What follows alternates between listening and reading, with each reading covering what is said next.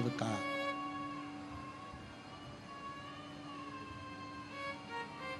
जिस स्थान पर देवराज नाम का ब्राह्मण शिवालय के अंदर पहुंचा है,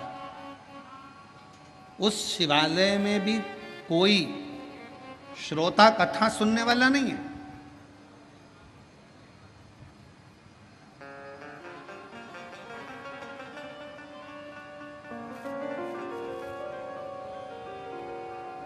और यदि आप लोगों ने कोरोना महामारी में अगर इस शिव पुराण की कथा को ऑनलाइन सुना होगा टीवी पर, तो आपने उस समय पर भी देखा होगा, उस समय पर भी श्रवण करा होगा कि कोरोना महामारी के समय पर केवल शिव महापुराण की कथा चल रही थी और पूरा प्रांगण पूरा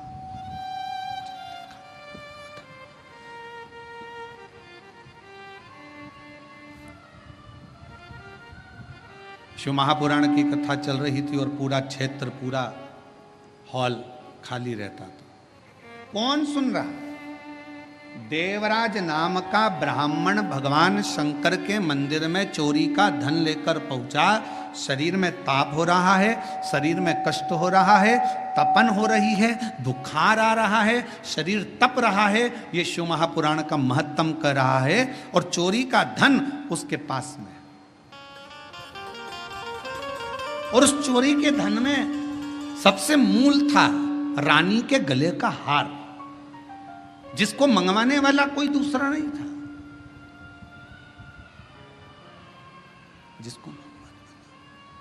जिसको मंगवाने वाला कोई दूसरा नहीं था, जिसको मंगवाने वाली केवल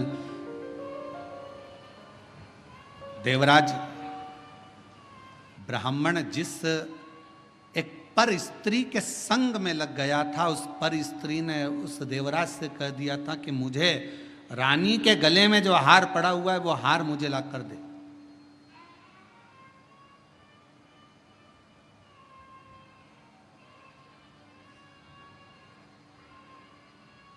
और देवराज उस स्त्री के कहने पर चोरी करने चले गया, धन हार चुरा कर लेकर आ गया, शिव जी के मंदिर में पहुंच गया। शंकर जी के चोरी का धन उसके पास में रखा हुआ था, चोरी का धन उसके पास में रखा हुआ था। कथा कोई नहीं मंदिर के अंदर, केवल शंकर का शिवलिंग, नंदी और देवराज। कथा करने वाला कथा कर रहा,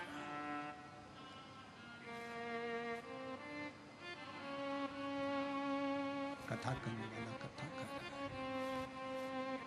केवल एक ब्राह्मण बैठा है, कथा बाच रहा है, मंदिर में कोई भी नहीं। यहां तक शिव महापुराण की कथा कर रही है, जिस मंदिर में शिव पुराण की कथा देवराज चोरी का धन लेकर, जिस शंभु चोरी का धन लेकर देवराज जिस मंदिर में पहुंचा था, वहां पर जहां पर एक ब्राह्मण कथा कर रहा था, वहां पुजारी तक नहीं था। वहां पर कोई पुजारी नहीं, कोई पुजारी है ही। केवल शंकर भगवान का शिवलिंग है, नंदी है और देवराज चोरी का धन लेकर बैठा हुआ है। एक ब्राह्मण शिव महापुराण कथा का वाचन कर रहा है, कोई श्रोता में नहीं। और भगवान शंकर ने मां पार्वती जी को यह कहा है, पार्वती सुनो, जहां पर शिव महापुराण की कथा होती है, श्रवण करने के लिए जो पुरुष और स्त्री, बेटा और बेटी, नर नारी, गंधर्व, अप्सरा, देवता शिव महापुराण की कथा को अगर श्रवण करने के लिए जाते हैं, तो वहां केवल संसार का मनुष्य, संसार का मानव ही नहीं रहता। वहां पर स्वयं शिव कहते हैं कि मैं और शक्ति दोनों उस कथा को श्रवण करने के लिए उस मनुष्य के रूप में पहुंच गए।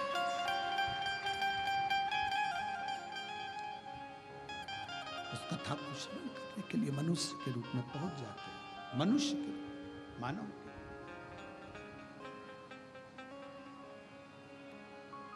अब जितने भी श्रोता भाई बहन इस कथा को श्रवण करने के लिए आए हैं, जितने भी श्रोता भाई बहन इस कथा को सुनने के लिए आए हैं, कथा श्रवण करने के लिए बैठे हैं, तो आप सबसे निवेदन है, आप कोई साधारण व्यक्ति नहीं है, आप कोई साधारण नहीं है।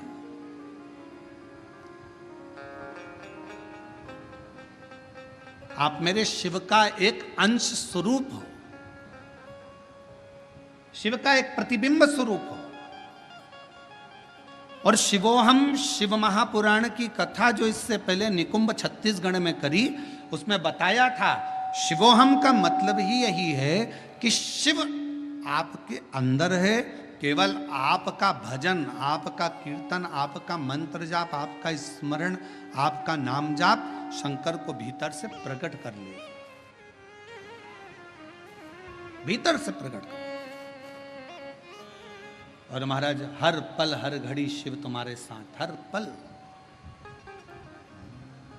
तेरे सिर पर भोलेनाथ फिकर फिर क्या करना, तेरे सिर पर भोलेनाथ फिकर फिर क्या करना, क्या करना फिर क्या करना, क्या करना फिर क्या करना, तेरे सिर पर भोलेनाथ फिकर फिर क्या करना, तेरे सिर पर भोलेनाथ फिकर फिर क्या करना, सिर पर भोलेनाथ फिकर फिर क्या करना, तेरे सिर पर भोलेनाथ फिकर फिर क्या करना, क्या करना फिर क्या करना, क्या करना फिर क्या करना, क्या करना फिर क्या करना, क्या करना फिर क्या करना, तेरे सिर पर भोलेनाथ फिकर फिर क्या करना, तेरे सिर पर भोलेनाथ फिकर फिर क्या करना, तेरे सिर पर भोलेनाथ फिकर फिर क्या करना। दोनों हाथों से ताली से बजते हुए पर भोलेनाथ फिकर फिर क्या करना।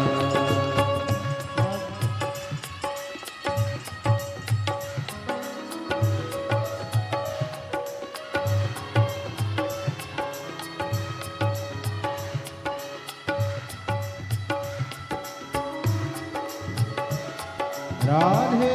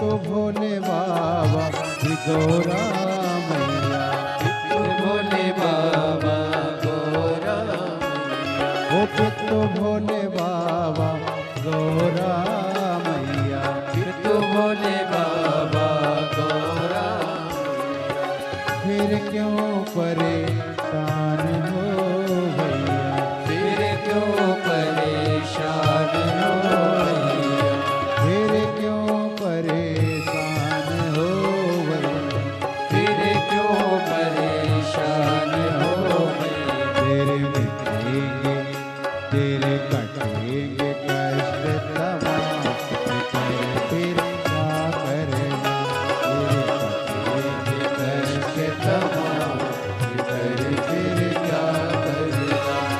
वो क्या करना, क्या करना, फिकर फिर क्या करना।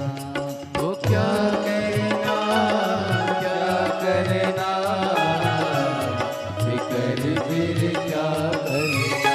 तेरे भोलेनाथ, फिकर फिर क्या करना। तेरे पर भोलेनाथ, फिकर फिर क्या करना।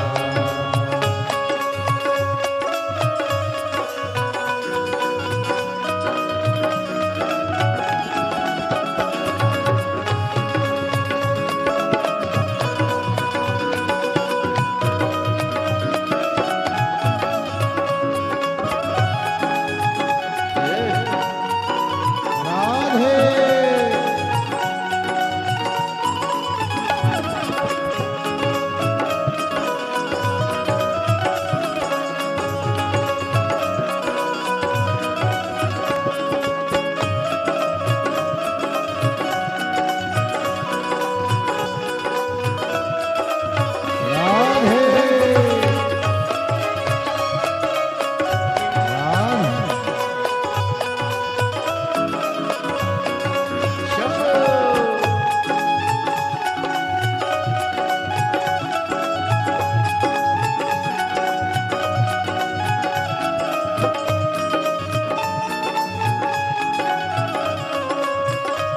राधे राधे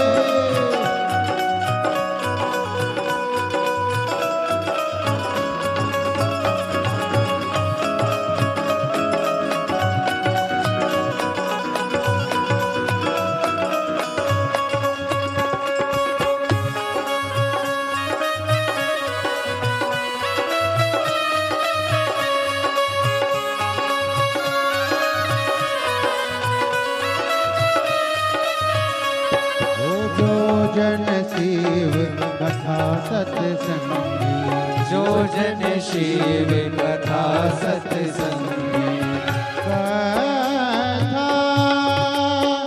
सेवा,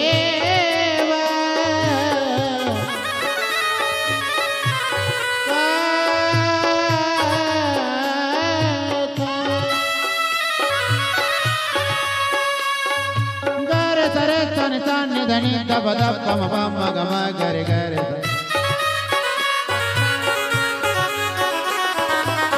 गम पनि चाचा गम पनि चाचा गम पनि।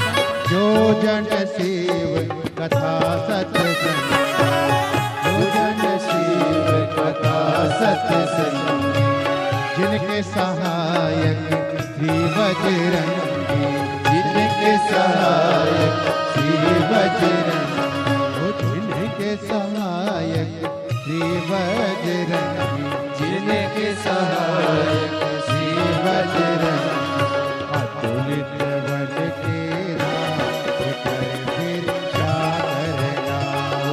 अतुलित बल के नाम, फिकर फिर क्या करना। वो क्या करना, क्या करना, फिकर फिर क्या करना। वो क्या करना, क्या करना, फिकर फिर क्या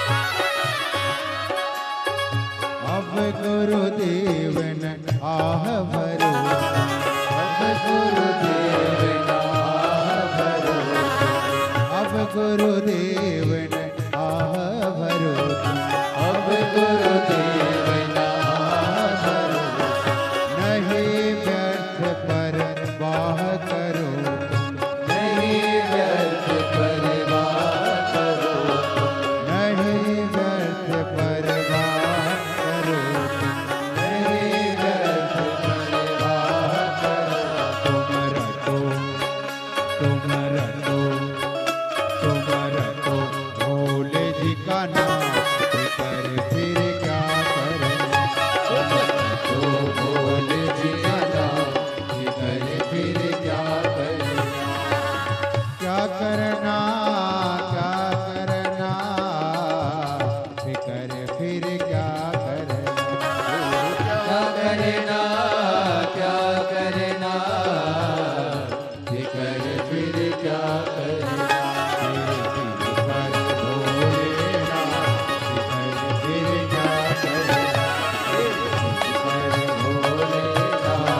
फिकर फिर क्या करना, तेरे सिर पर भोलेनाथ फिकर फिर क्या करना, तेरे सिर पर भोलेनाथ फिकर फिर क्या करना, तेरे सिर पर भोलेनाथ फिकर फिर क्या करना,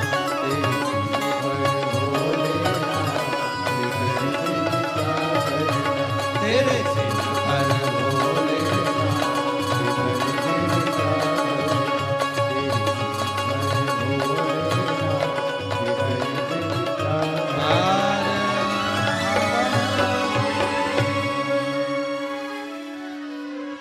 अपने स्थान पर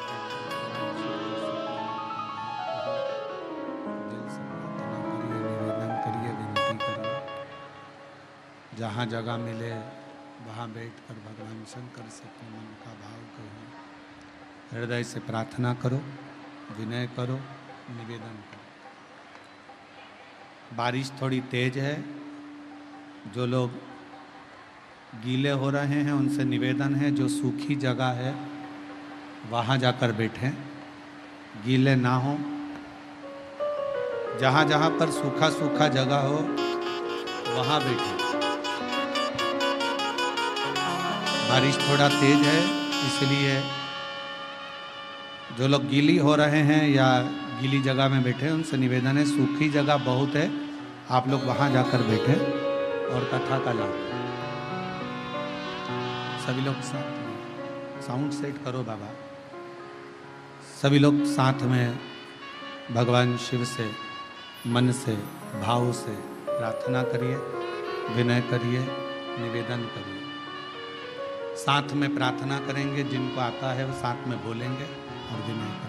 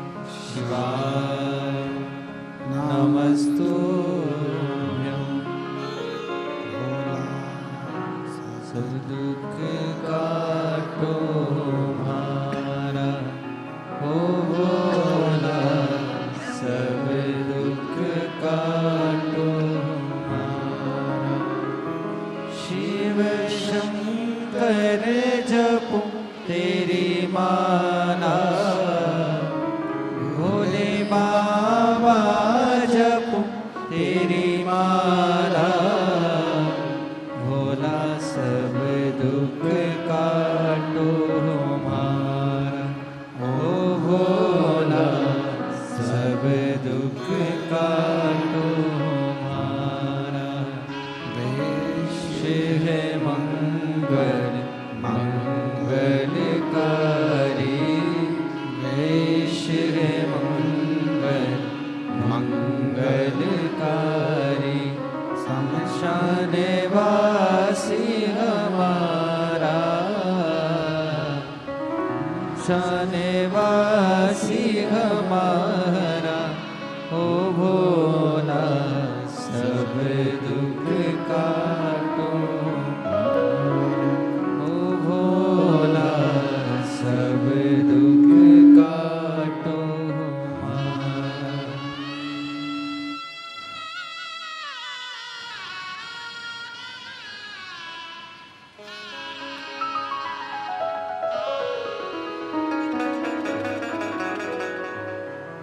बाबा देवादिदेव महादेव भगवान शिव खरदानी त्रिकालदर्शी कैलाशी विनाशी भगवान शिव की कथा कह रहे हैं, भगवान शंकर का चरित्र कह रहे हैं, शिव महापुराण की कथा वर्णन कर रहे हैं। शिवालय में कोई नहीं, केवल एक शिवलिंग है, नंदी है और कथा वाचने वाला एक ब्राह्मण चोरी कर कर धन लाया हुआ वो देव।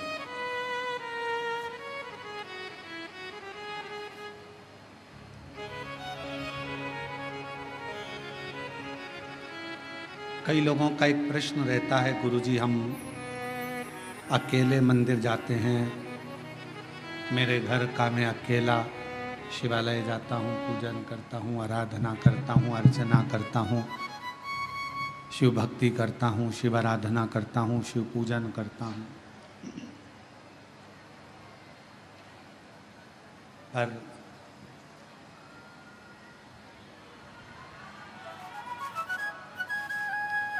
शिव महापुराण की कथा कहती है कि शंकर का जो भक्त है,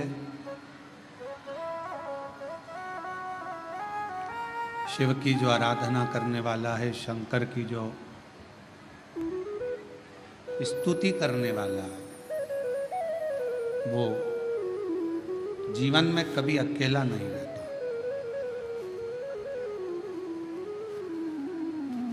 माँ के गर्भ में बच्चा आता है, गर्भ में जब बच्चा आता है उस समय से शिव उसकी धड़कन के रूप में उसके अंदर विराजमान हो जाता है।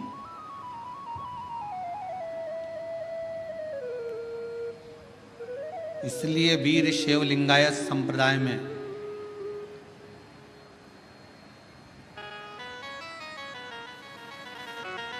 वीर शैव लिंगायत संप्रदाय के अंदर यह बात कही जाती है कि गर्भाधान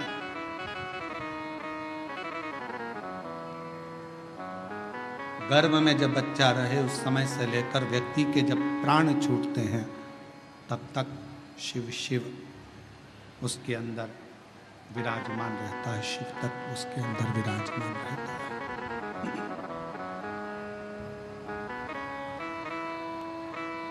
शिव उसके अंदर विराजमान। इसलिए कई लोग कहते हैं कहाँ से आया कहाँ जाएगा, तो शिव महापुराण की कथा कहती है कि शिव के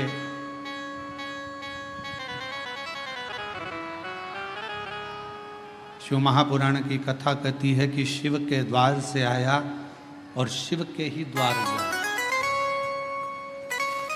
पर कब?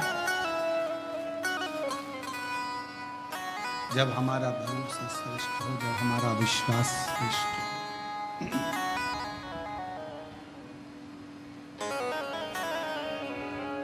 जब तक हमारा भरोसा हमारा विश्वास श्रेष्ठ नहीं होता तब तक शिव का मिलना बड़ा एक पत्र है, अच्छा है, देखिए।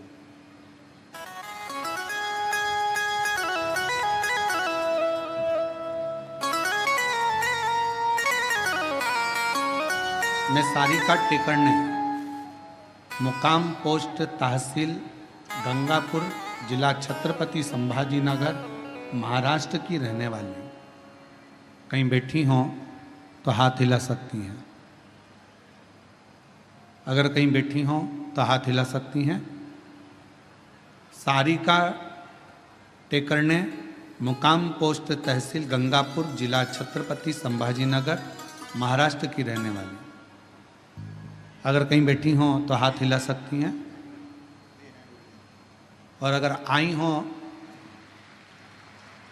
और बच्चा आया है साथ में क्या? अगर बच्चा आया हो तो उसको भी ला सकती हैं। आया है, ले आओ उसको भी। पत्र को एलईडी पर, आस्था चैनल पर, एलईडी पर चल रहा है पत्र, एलईडी और आस्था चैनल पर चालू है। आप पत्र को साथ में पढ़ सकते हो। मैं सारिका टेकरने, मुकाम पोस्ट तहसील गंगापुर, जिला छत्रपति संभाजी नगर, महाराष्ट्र की रहने वाली हूँ। मेरा मोबाइल नंबर ये है। एक लोटे जल और शिव भक्ति का वर्णन करूं। मेरा बेटा स्वराज 8 साल का है। 2 साल था तब उसके मुंह में तालू में छेद हो गया था। उसका ऑपरेशन हो गया। ऑपरेशन के बाद से उसको चलने में दिक्कत आने लगी। 1.5 महीने बाद वो कोमा में चले गया। कोमा में जाने के बाद उसको दिखना बंद हो गया। और ऐसा करते करते करते करते सालों हो गए, जिसमें उसकी आंखों की रोशनी भी नहीं थी और कोमा में भी था। तब किसी ने कहा कि लॉकडाउन में कथा आ रही है टीवी पर। हमने उसको पहली बार सुनना प्रारंभ करा और 1 लोटा जल शिव जी को चढ़ाना प्रारंभ करा। जल चढ़ाकर स्वराज को पिला देते और उसके शरीर पर लगा देते। उसको दिखता नहीं, कोमा में सुध नहीं। तब किसी ने कहा कि एक बार सीहोर चलते हैं, वहां से रुद्राक्ष लाते हैं। हम लोग सीहोर गए, वहां से रुद्राक्ष लाए। रुद्राक्ष को तांबे के कलश में गलाते और उसका जल पिलाना प्रारंभ करा। आज मैं बाबा को धन्यवाद देने के लिए आई हूँ कि मेरा 8 साल का बेटा अब उसको दिखाई भी देने लगा और चलना भी आता है। अब वो हर रोज हमारे साथ अमृतसर भगवान के शंकर के मंदिर जाने लगा और शिव जी को जल चढ़ाने लगा। मैं बाबा को यहाँ प्रणाम करने के लिए आई हूँ। एक लाइन अच्छी लिखी है, आप और हम उस लाइन को गुनगुनाते हैं कि लुटा दिया भंडार का शिवाने, कर दिया माला माल शिवाने, जो जैसी भावना लाया ओ वैसा ही फल पाया। नहीं खाली उसे लौटाया, वो मन ही मन हर्षाया। एक पत्र और अच्छा है। मेरा नाम छाया सचिन रोहम है। मैं बेजापुर की रहने वाली हूँ। कहीं बैठी हों तो हाथ हिला सकती हैं। मेरा नाम छाया सचिन रोहम, मैं बेजापुर की रहने वाली हूँ। आए हैं, बच्चा आया है साथ? हाँ, ले आइए। मेरा पुत्र जिसका नाम साईं है, 6 साल तक बोल नहीं सकता था। हम लोग दिखाए, डॉक्टरों का इलाज कराए, पर इसकी आवाज़ नहीं थी। तब किसी ने कहा कि शिव पुराण की कथा आती है, उसको सुनो। बच्चे को भी सुनवाया, कथा भी सुनना प्रारंभ करी। सीहोर गए, वहाँ से रुद्राक्ष मिला। हर दिन उस रुद्राक्ष का पानी बेटे को पिलाना प्रारंभ करा। आज मैं बाबा को प्रणाम करने के लिए आई हूँ कि मेरा बेटा 8 साल का हो गया, अब बोलना प्रारंभ करा। मैं बाबा को धन्यवाद देने के लिए आई हूँ, बाबा को प्रणाम करने के लिए। बच्चे को लेकर आ सकते हैं। एक पत्र और बड़ा सुंदर आया है। दीपक, जरा पढ़ के बताओ क्या लिखा है। दीपक एचलावर, एचलावर, ग्राम उमरी, जिला यवतमाल महाराष्ट्र से हूँ। कहीं बैठे हों तो हाथ हिला सकते हैं, आप ही हैं। आ जाइए, जल लेकर, बेलपत्र लेकर जाइए। कुछ समय पहले सालों से एक बीमारी हो गई जिसमें मेरे शरीर पूरा सफ़ेद होने लगा। जगह जगह पर सफ़ेद सफ़ेद दाग हो गए और मेरा पूरा शरीर सफ़ेद हो गया। हम लोग बड़े परेशान हुए, डॉक्टरों की इलाज करवाया, तब भी वो सफ़ेद चर्म रोग ठीक नहीं हुआ। आखिरी में दुख होने लगा। तब मैं सीहोर गया, वहाँ से रुद्राक्ष लाया। आपके बताए अनुसार विधि पूर्वक रुद्राक्ष को जल में गलाता और पूरे शरीर में लगा लेता। बाबा का गाय के दूध वाला प्रयोग करा, शिवजी को बेलपत्र चढ़ाई और ऑनलाइन शिव महापुराण की कथा को श्रवण करा। आज मेरा शरीर सफ़ेद रोग से मुक्त हो गया, पूरा की पूरा शरीर मेरा अच्छा हो गया। मैं बाबा को यहाँ प्रणाम करने के लिए आया हूँ, बाबा को नमन करने के लिए आया। और तेरी कृपा का क्या है भरोसा, अब किस पर हो जाए, जरा सी हम पर कर दो, ओ जरा सी हम पर कर दो। तेरी कृपा का क्या है भरोसा, कब किस पर हो जाए, जरा सी हम पर कर दो, ओ जरा सी हम पर कर दो। जिस पर भी होगी तेरी करुणा कृपा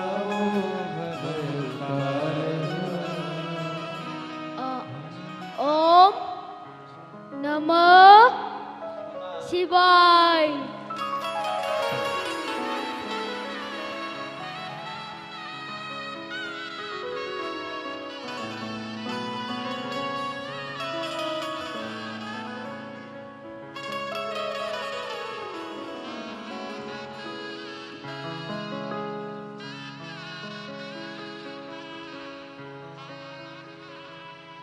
इतने सालों के बाद उसकी वाणी आई। एक बार जोरदार ताली बजाकर साधु का शिव कृपा, एक विश्वास, एक भरोसा, एक दृढ़ता।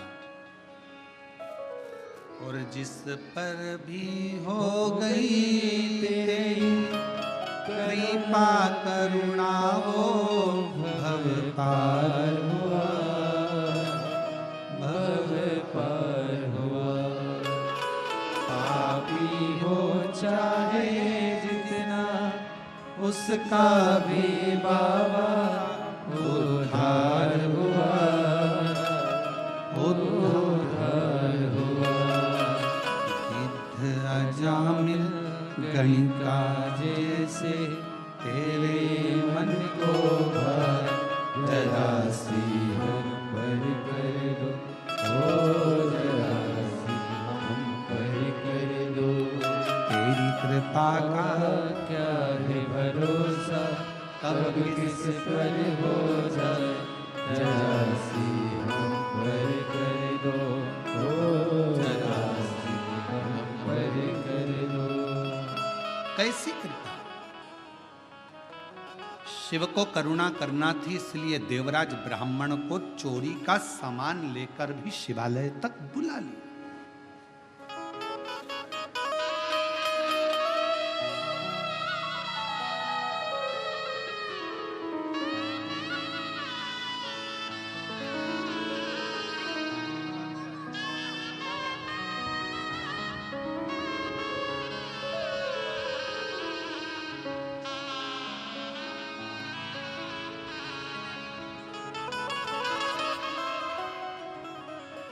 आंखों से देख नहीं सकता था, चल नहीं सकता था, कोमा में पड़ा रहता था, उठ नहीं सका कई साल तक। आज बाबा की कृपा से चल भी रहा है, देख भी रहा है और बोल भी रहा है। एक बार जोरदार ताली बजाकर।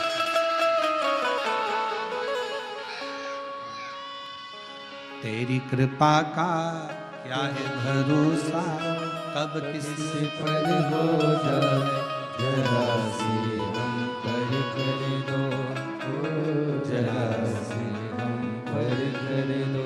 एक शिव की करुणा क्या कर, विश्वास।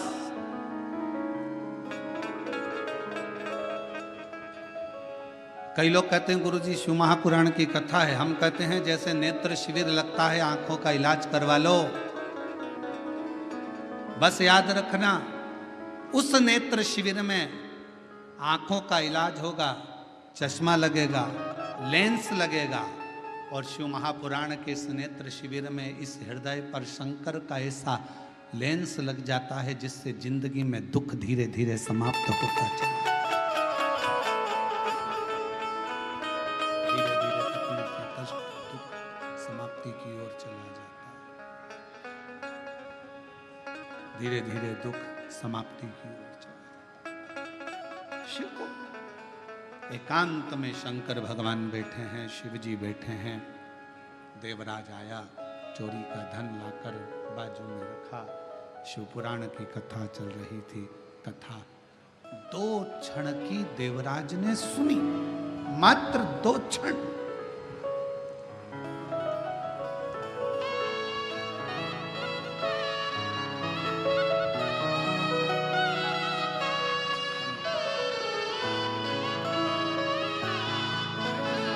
भाई का पूरा शरीर पर सफेद सफेद दाग हो गया था, पूरा चमड़ी का रोग पूरे शरीर पर हो गया था।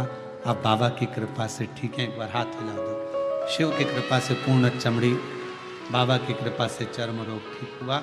शिव करना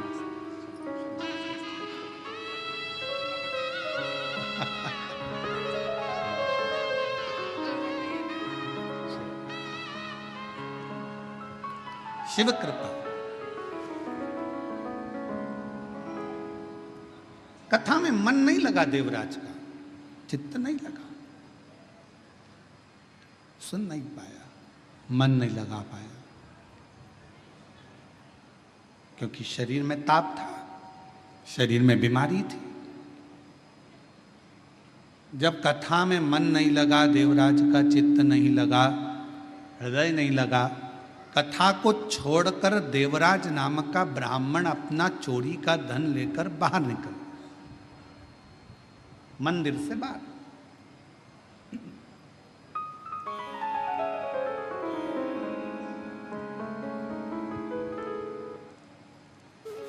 और गया, सोचा अब कहां जाऊं, मेरे शरीर में बहुत ताप है, बहुत कष्ट है।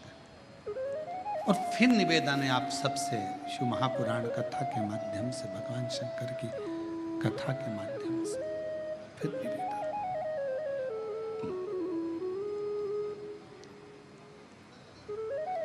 जब सारी दुनिया के हाथ जोड़ लो, सबको नमन कर लो, प्रणाम कर लो, सब जगह से जब हार जाओ, सारी दुनिया के हाथ जोड़ लो, सब जगह से जब हार जाओ, सब जगह से जब थक जाओ, तब आखिरी में मेरे शिव के दरवाजे पर एक बार जरूर जाओ और वहां जाकर एक लोटा जल चढ़ाना प्रारंभ।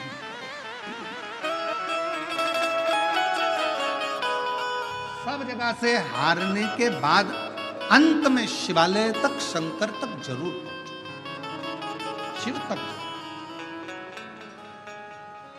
हम तो कई बार कथा में कहे कि जैसे बच्चा गुल्लक को भरता है और गुल्लक भरने के बाद बच्चा गुल्लक तोड़ता है तो कोई गिफ्ट खरीद कर लेकर आता है, उसी तरह अपने दादा, परदादा, पिता, माता, घर के बच्चों की भाग्य की गुल्लक जब फूटती है, तब समझना कि जिंदगी में एक बार शिव महापुराण की कथा अपने परिवार के द्वारा होगी। अपने पूर्वजों ने जो पुण्य का कृत करा होता है गुल्लक में, दादा परदादा ने, अपने सास ससुर ने, अपने माता पिता ने, अपने पूर्वजों ने जो पुण्य की गुल्लक भरी होती है, वो गुल्लक जब फूटती है तब जाकर अपने परिवार में, अपने गांव में, अपने नगर में, अपने शहर में एक शिव भगवान की कथा श्रवण करने का सौभाग्य प्राप्त हो पाता है। तब एक कथा सुनने का सौभाग्य प्राप्त हो पाता है, तब शिव कथा श्रवण करने का सौभाग्य मिल पाता है। जब उसकी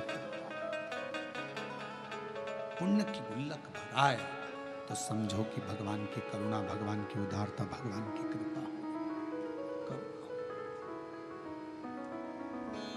अब करे तो क्या? देवराज चोरी का धन लेकर बेलपत्र के वृक्ष के नीचे बैठ गए। कथा की शुरुआत में बेलपत्र के वृक्ष की महत्वता का वर्णन क्यों करा, किस लिए करा? हम कल्प वृक्ष नहीं देख सकते, हम कल्प वृक्ष की करना, उसकी विचार भी नहीं कर सकते।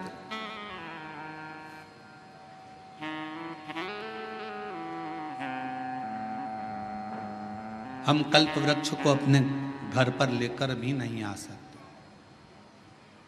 पर शिव पुराण की कथा कहती है, भगवान शंकर का चरित्र कहता, शिव तत्व कहता कि यदि एक बेलपत्र का वृक्ष हम अपने घर में लगा लेते हैं, बगीचे में लगा लेते हैं, या किसी भी स्थान पर यदि हमने जिंदगी में एक बेलपत्र का वृक्ष लगा लिया, तो ये मानकर चलना कि तुमने कल्प वृक्ष की कामना कर कर उस वृक्ष को लगाया, अपने जीवन में कुछ अच्छा फल प्राप्त करना,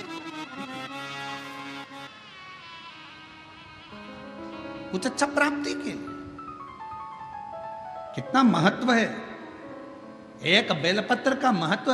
एक शिव महापुराण का एक बड़ा सुंदर प्राचीन संवाद है कि एक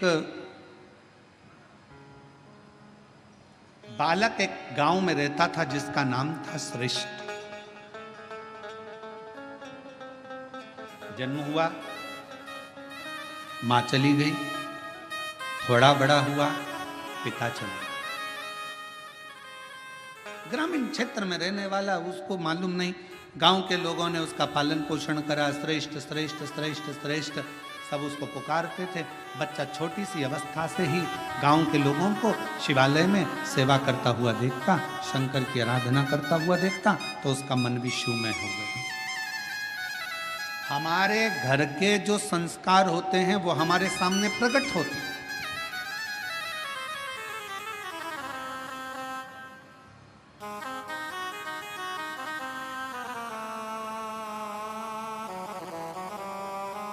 कल जब हम संचेती जी के यहाँ आए तो हमने उनको सबसे पहला शब्द उनके घर में उनके माता पिता को यही कहा कि आपके पुत्र विशाल और बहुरानी, घर के बच्चों को आपने जो संस्कार दिया, ये संस्कार आज सामने देखने को मिलता है। कम से कम इतनी बड़ी शिव महापुराण की कथा अपने माता पिता और अपने पूर्वजों का आनंद के लिए कराई। तो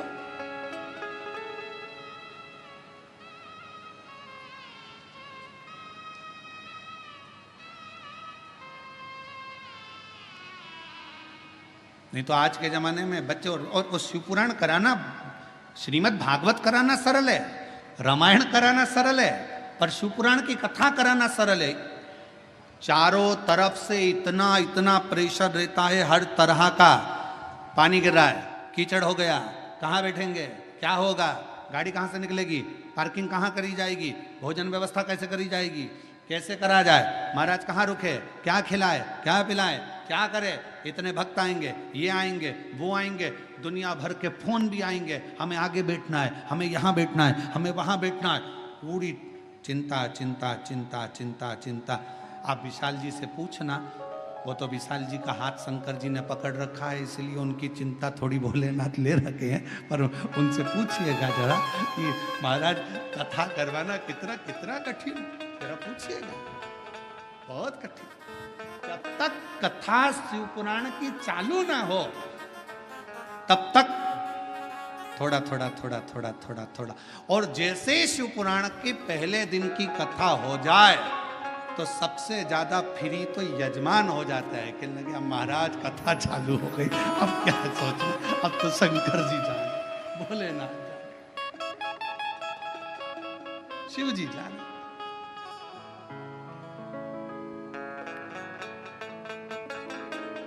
और हम तो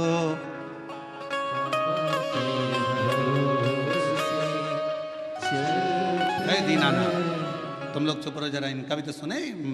बेजापुर वालों के आवाज कैसी है, हमको भी तो सुनने मिले। तुम बोलो, तुम बोलो। हम तो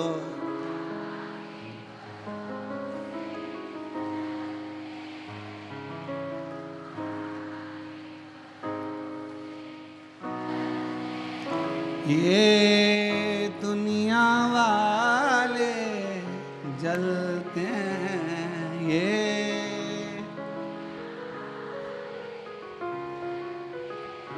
भोले बाबा के भरोसे,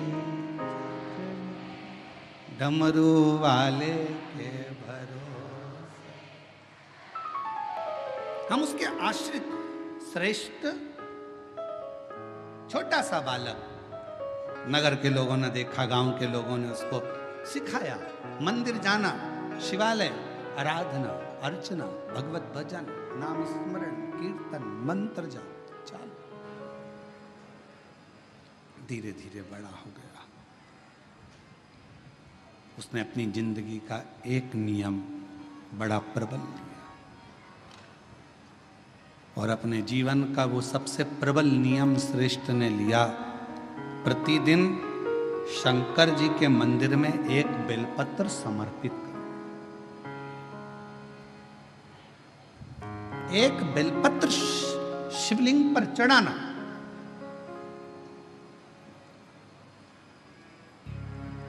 और होना चाहिए, जिंदगी का एक नियम आपके जीवन में होना चाहिए। हम तो आप लोगों से भी कहेंगे कोई बड़ा नियम नहीं ले सकते, तो एक नियम अपने जीवन में ले लो कि मैं सुबह उठते से ही सबसे पहले अपने मुख से श्री शिवाय नमस्तुभ्यं बोलूं।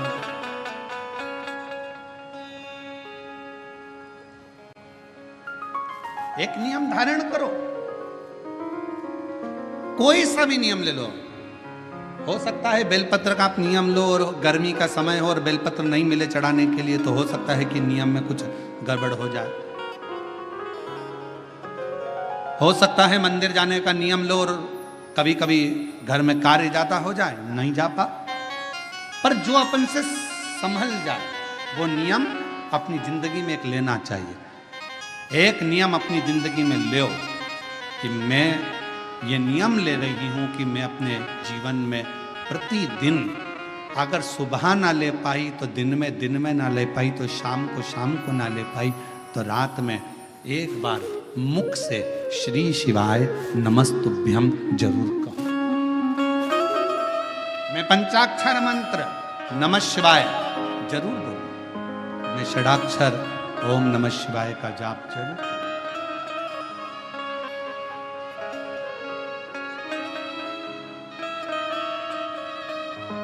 अपने भीतर उस नियम को धारो। श्रेष्ठ बालक बड़ा हो गया, अपना नियम धारण कर रहता। जिस गांव में श्रेष्ठ बालक रहता था उसी गांव के नजदीक में 2 गांव छोड़कर एक ब्राह्मण और एक ब्राह्मणी का परिवार रहता था।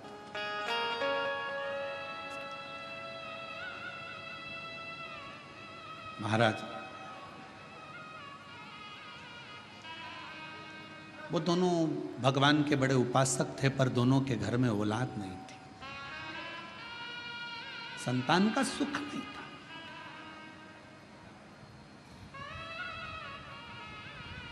कई माताएं ऐसी बैठी हैं, कई पुरुष ऐसे बैठे हैं कि जो भगवान के मंदिर जाते हैं तो भी मन में आता है कि भगवान हमारी क्यों नहीं सुन रहा। क्या सारा दुख हमारी ही किस्मत में लिख दिया? क्या सारी तकलीफ हमको ही लिख दी? नहीं।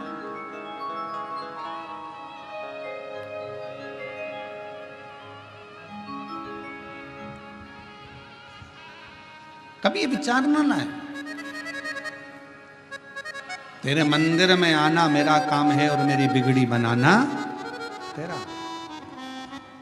आप अपने मन में श्रेष्ठ विचार को लेकर आओ कि बाबा एक ना एक दिन अच्छा करेगा, एक ना एक दिन मेरे जीवन में सुख का पल आए। और फिर निवेदन करेंगे, आज से नवरात्रे प्रारंभ हुए हैं 9 दिन तक। ये गुप्त नवरात्रे के 9 दिन, अगर आपको ऐसा लगता है कि शिवजी आप बाबा मेरी नहीं सुन रहा, बहुत संघर्ष का जीवन चल रहा है, बहुत परेशानी का जीवन चल रहा है, बहुत कष्ट का जीवन चल रहा है और कोई मंजिल, कोई राह, कोई मार्ग दिख ही नहीं रहा, तुम्हारा कैसा भी दुख है, जो आज गुप्त नवरात्रे प्रारंभ हुए हैं 26 तारीख से, 26 जून से, आज से 9 दिन तक का एक नियम ले लो गुप्त नवरात्रे में कि मुझे शिवजी के मंदिर में अशोक सुंदरी वाली जगह पर एक बेलपत्र माँ हेमवती माता के नाम से, कौन सी माता? हेमवती, माँ हेमवती के नाम से एक बेलपत्र अशोक सुंदरी वाली जगह पर समर्पित करूंगी। 9 दिन का एक नियम धारण करो और 12वें या 15वें दिन आप देखिए आपका जो दुख है मेरा बाबा उसको काट कर ही रहा है। गुप्त नवरात्रे जो आज से प्रारंभ हुए हैं, गुप्त नवरात्रे जो आषाढ़ महीने का ये गुप्त नवरात्रा है, इस नवरात्रे में हेमवती माता का स्मरण करना, एक बेलपत्र का पूजन करना, या एक बेलपत्र के वृक्ष के नीचे आप 9 दिन तक भी, अगर मंदिर तक भी नहीं जा सकते, मंदिर में आप बेलपत्र रखने नहीं जा सकते, तो आपके घर के आंगन में, द्वारे पर, बगीचे में, आपके घर के पास अगर कोई बेलपत्र का पौधा है, वृक्ष है, उस बेलपत्र के वृक्ष के सामने एक बेलपत्र का पत्ता रखकर भी अगर आप उस पर जल चढ़ा रहे हैं या पूजन कर रहे हैं हेमवती माता के नाम से, तो उसका फल आपको मिलेगा। और मान लो बेलपत्र का वृक्ष भी नहीं है, हम मंदिर भी नहीं जा सकते, हम कहीं नहीं जा सकते, घर से बाहर कैसे निकलें? पानी तेज है, जलवृष्टि हो रही है, बहुत सा पानी है, तो क्या करें? अपने घर में जो शिवलिंग है, तुम्हारे घर में अगर जो शिवलिंग है, तुम्हारे घर में जो शिवलिंग विराजमान है, उसी शिवलिंग के साक्षी में, सम्मुख में भी अगर हेमवती माता का नाम लेकर अगर एक बेलपत्र समर्पित करोगे 9 दिवस तक, तो उसका फल मिलेगा जरूर, उसका फल मिलेगा। फिर से बोलो, कौन माता? हेमवती। कौन है ये? शिव महापुराण की कथा कहती है, जब माता पार्वती जी हिमालय राज के घर में प्रगटी और हिमालयों की कंदरा में बैठकर मां पार्वती जी जब तप साधना में लीन हुई, जितनी परीक्षा भगवान शंकर ले सकते थे शिव जी ने सारी परीक्षा ली। ब्रह्मदेव परीक्षा लेने आए, भगवान नारायण परीक्षा लेने आए, इंद्रदेव आए, सप्तऋषि आए, सारे साधु संतों को परीक्षा लेने भेजा, पर मां उन परीक्षाओं में पास होती चली गई। तब भगवान शंकर ने दर्शन देकर कहा, पार्वती आज से तुम्हारा नाम हेमवती रहेगा। सुनो पार्वती, तुम्हारे इस नाम की आराधना जो तुम्हारे गुप्त स्वरूप में करेगा, उसको मनवांछित फल की प्राप्ति हो जाएगी। और वो फल, आज कथा अगर प्रारंभ हुई है और आप लोगों को मौका मिला है, तो इस कथा का स्मरण अपने जीवन में जरूर करें। क्या पता भोलेनाथ जी ने बेजापुर वालों पर बड़ी कृपा करी है, बहुत बड़ी कृपा करी, जो नवरात्र में कथा मिली और आप लोगों को ये कथा का चरित्र श्रवण करने को पहले दिन ही मिल गया। बीच में मिलते तो 2-3 दिन निकल गए होते।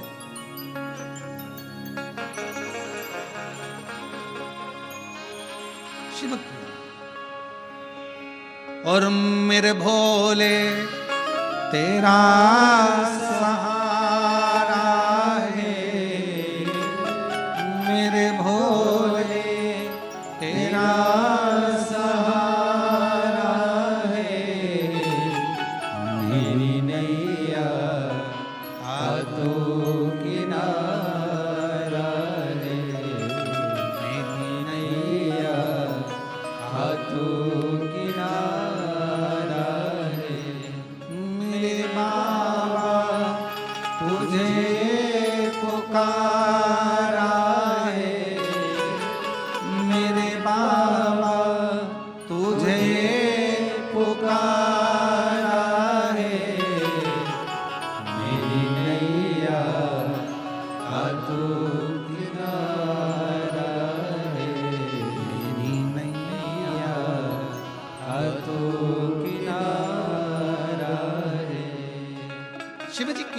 कह रहे हैं। ब्राह्मण और ब्राह्मणी के घर में संतान की प्राप्ति नहीं थी, दोनों के घर में औलाद नहीं।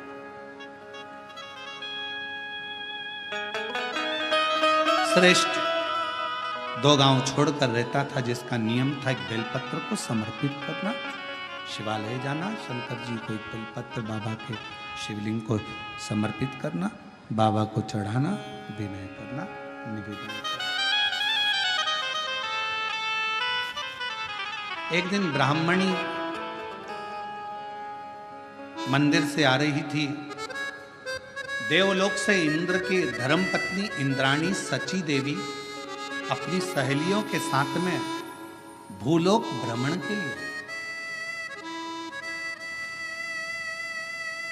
मृत्युलोक पे भ्रमण करने हैं।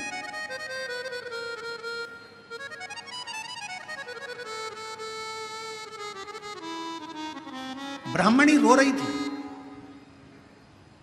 इंद्राणी सची देवी ने, इंद्र की धर्मपत्नी सची देवी ने उसके पास जाकर पूछा, तुम्हारे रोने का कारण क्या है?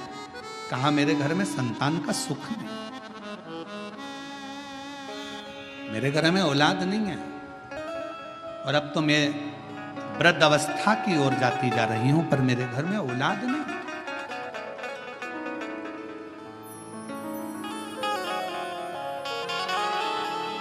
अब मैं किससे कहूं? इंद्राणी सची देवी ने कहा, तुम मुझे पहचानी नहीं हो, मैं इंद्र की धर्म पत्नी हूं सची, मैं इंद्र की धर्म पत्नी हूं इंद्राणी।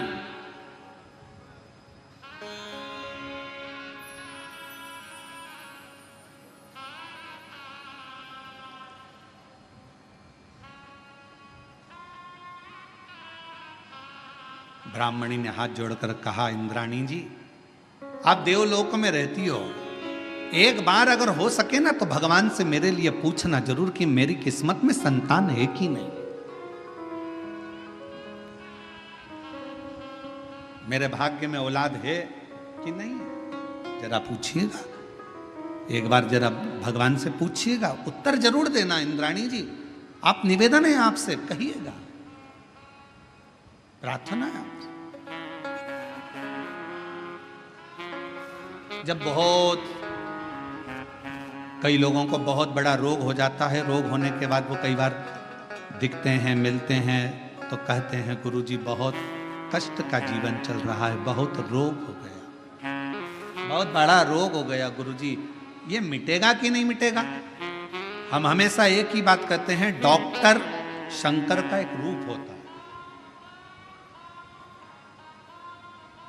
जब भी अगर शरीर में तकलीफ आए, कष्ट आए, बीमारी आए, तो एक बार अपने डॉक्टर के पास जरूर जाओ और डॉक्टर से जाकर कहो कि मेरे शरीर में रोग आ गया, बीमारी आ गई।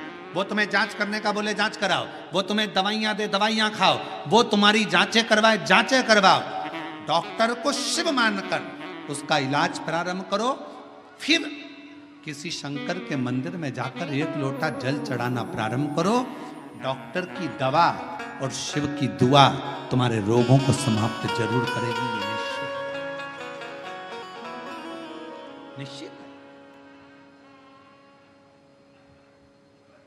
अब कई लोग कहते थे, गुरुजी हम डॉक्टर के पास नहीं जाएंगे, हमको तो ठीक हो। ना ना ना ना, शिव महापुराण की कथा में शंकर भगवान खुद कहते हैं, जिस समय पर मां जगत जननी जगदम्बा अम्बा स्वयं दुर्गा भवानी ने देखा कि शंकर भगवान के कंठ में विष पहुंच रहा है, तब मां आद्य शक्ति दुर्गा भवानी जगत जननी जगदम्बा औषधि का पिटारा लेकर, स्वयं वेद बनकर, स्वयं डॉक्टर बनकर, औषधि का पिटारा लेकर, मेरी मां आद्य शक्ति जगदम्बा कात्यायनी, स्वयं मां कात्यायनी अपना औषधि का पिटारा लेकर, स्वयं मां जगत जननी डॉक्टर बनकर औषधि का पिटारा लेकर पहुंच गई। शिवजी को तो हलाहल विष था, अंदर उतरना था, पर पार्वती जी ने देखा, कात्यायनी ने देखा, मेरे पति अगर इस विष को नीचे उतार लेंगे तो पूरा ब्रह्मांड जल जाएगा, करूं क्या?